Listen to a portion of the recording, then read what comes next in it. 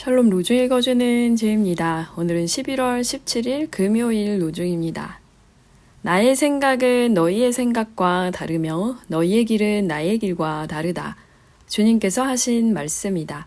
이사야 55장 8절. 하나님의 어리석음이 사람의 지혜보다 더 지혜롭고 하나님의 약함이 사람의 강함보다 더 강합니다. 고린도전서 1장 25절. 주님의 지혜를 배우는 하루 보내세요. 샬롬 하올람.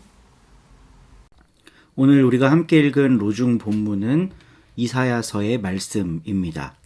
바벨론 포로에 있던 이스라엘 백성들이 무사히 하나님의 인도하심에 따라 귀환하게 될 거다. 그때 기뻐하며 너희가 손뼉을 칠 거다라는 말씀이 이사야서 55장에 나와 있습니다.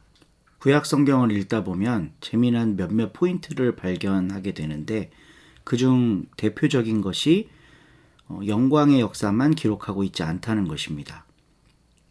이집트에 400년 이상 노예처럼 살았던 삶도 고스란히 기록되어 있고 나라가 깡그리 망한 사건도 기록되어 있고 그래서 수십 년 동안 타국에서 떠돌이 생활을 하고 억류된 생활을 하는 그런 비참한 상황까지도 상세하게 묘사가 되어 있어요. 그런데 결론은 그게 영원하지 않다는 겁니다. 그 고통이 영원히 지속되지 않는다는 거예요.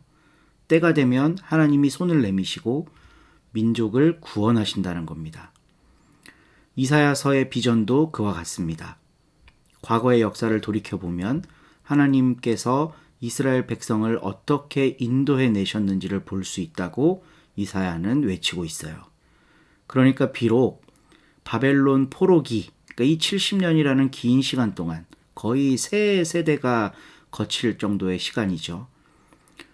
들어갔던 사람이 그대로 나오는 경우는 없습니다. 다 죽어서 그 후손들이 나오죠. 그럼에도 불구하고 꿈을 품게 합니다. 언젠가는 이 시기가 끝나고 하나님께서 일하실 때가 온다. 아니, 하나님은 지금도 일하고 계시다. 이 말씀은 여전히 유효합니다. 우리들이 사는 세상이 비합리적이어 보이고 부조리해 보이고 약한 사람들이 늘 고통당하는 구조가 공고해서 앞날이 보이지 않을 때도 있지만 하나님은 언젠가 당신의 일을 하십니다. 사필귀정이라는 말과 이 성경의 비전이 딱 맞아 떨어지는 거죠. 그리고 최근에는 인류가 찬란한 문명을 꽃피우면서 우리가 살고 있는 이 지구, 환경에 대한 엄청난 연구 결과들을 내놨어요. 지구 역사가 45억 년이라는 거, 이 우주의 역사가 200억 년이 넘는다는 거, 아직 인류가 미처 다 개발하거나 혹은 발견해내지 못한, 그러니까 미정복지가 있는 이 지구조차도 우주 안에서는 모래알 만한 존재밖에 안 된다는 것, 이런 것들을 밝혀냈죠. 우리 지구의 역사만 봐도 인간의 역사는 찰나와 같은 것입니다. 그리고 기록된 역사 속에서 발굴한 인간의 역사는 고작 만년 남짓이에요.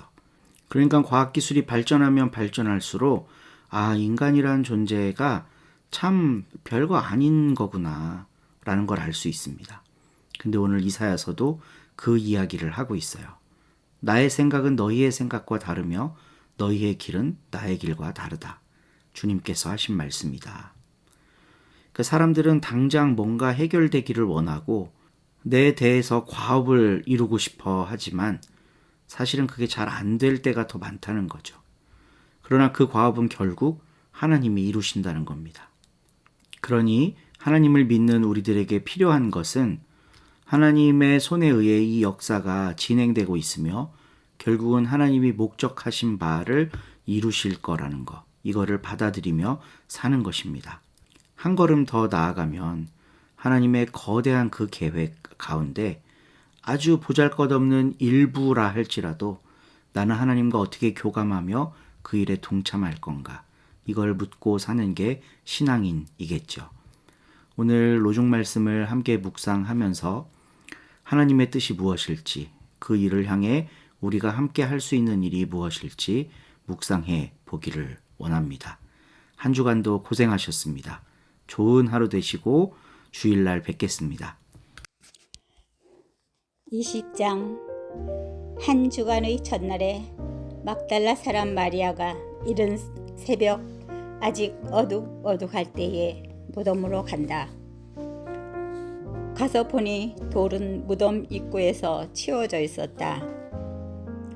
그래서 마리아는 뛰어서 시몬 베드로와 또 다른 제자 곧 예수님이 좋아하신 제자한테로 간다. 그리고 그 두 사람에게 말한다.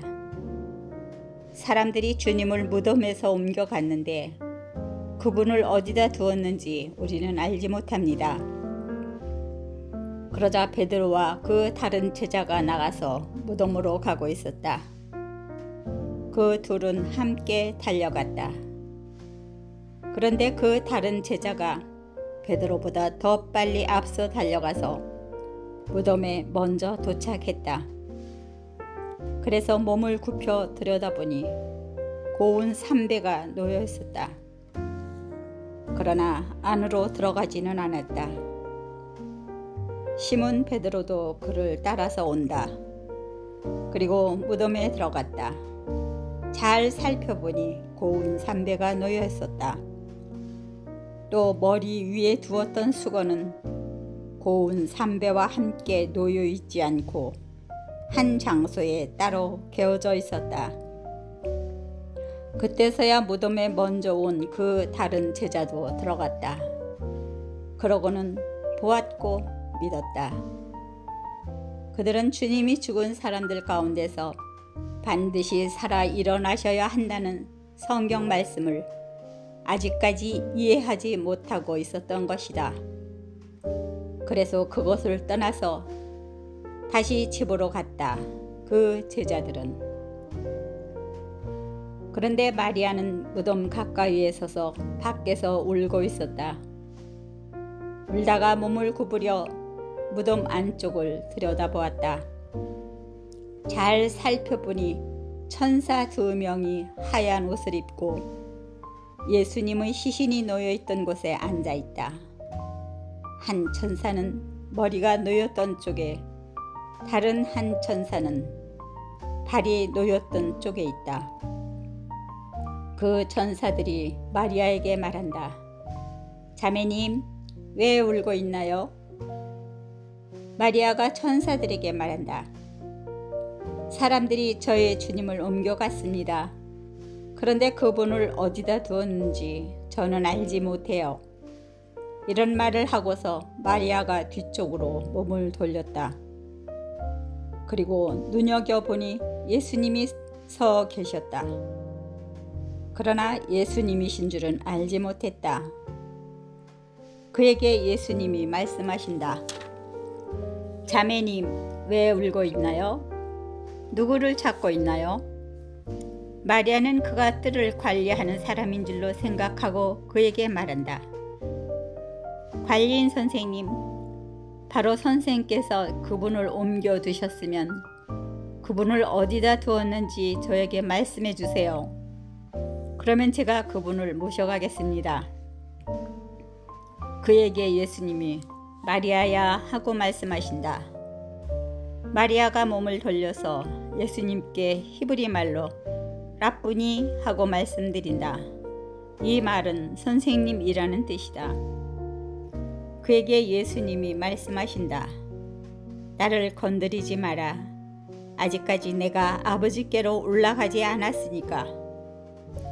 너는 나의 형제들한테로 가서 그들에게 말해라. 나는 나의 아버지 곧 너희들의 아버지, 나의 하나님 곧 너희들의 하나님께로 올라간다 하고 말이다. 막달라 사람 마리아가 가서 제자들에게 내가 주님을 보았어요 하고 알린다. 또 이런 것들을 주님이 자기에게 말씀하셨다고 알린다. 이제 바로 그날 곧 한 주간의 첫날이 저물었을 때였다. 제자들이 있던 곳의 문들은 닫혀 있었다. 제자들이 유대아 사람들을 두려워해서였다. 예수님이 그리로 오셔서 한 가운데 서셨다. 그리고 그들에게 말씀하신다. 평화가 너희들에게 있기를. 이 말씀을 하시고는 두 손과 옆구리를 그들에게 보여주셨다. 제자들은 주님을 보고 기뻐했다.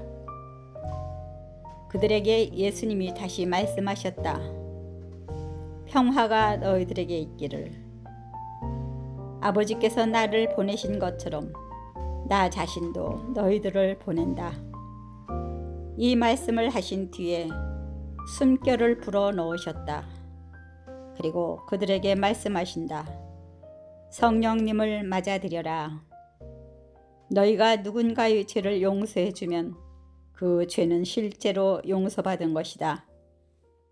너희가 누군가의 죄를 쥐고 있으면 그대로 남아있다. 토마스 곧 12 가운데 하나로 쌍둥이라 불리는 제자는 예수님이 오셨을 때 그 자리에 함께 있지 않았다. 그래서 그에게 다른 제자들이 말했다. 우리가 주님을 보았네. 그러자 토마스가 그들에게 말했다.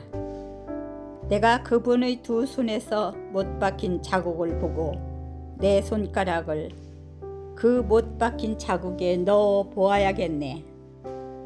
내 손을 그의 옆구리에 넣어 보아야겠어. 그렇지 않으면 절대로 믿지 않을 걸세. 8일 뒤에 다시 예수님의 제자들이 안에 있었다. 토마스도 그들과 함께 있었다. 문들은 닫혀 있었는데 예수님이 오신다. 그리고 한가운데 서서 말씀하셨다. 평화가 너희들에게 있기를. 그런 뒤에 토마스에게 말씀하신다. 너의 손가락을 이리로 가져와라. 그리고 내 두 손을 보아라. 너의 손을 가져와 내 옆구리에 넣어 보아라. 믿지 않는 사람으로 남지 말고 믿는 사람이 되어라. 토마스가 주님께 대답했다. 나의 주님, 나의 하나님. 예수님이 그에게 말씀하신다. 너는 나를 보았기 때문에 믿은 것이냐? 복이 있다 보지 않고 믿은 사람들은. 사실은 많은 다른 증표들도 예수님이 자기 제자들 앞에서 해 보이셨습니다. 그것들은 이 책에 적혀 있지 않습니다. 그런데 이것들을 적어둔 것은 예수님이 그리스도 곧 하나님의 아들이신 것을 여러분이 믿게 되도록 하려는 것입니다. 또 믿어서 그분의 이름을 힘입어 생명을 얻도록 하려는 것입니다. 아멘.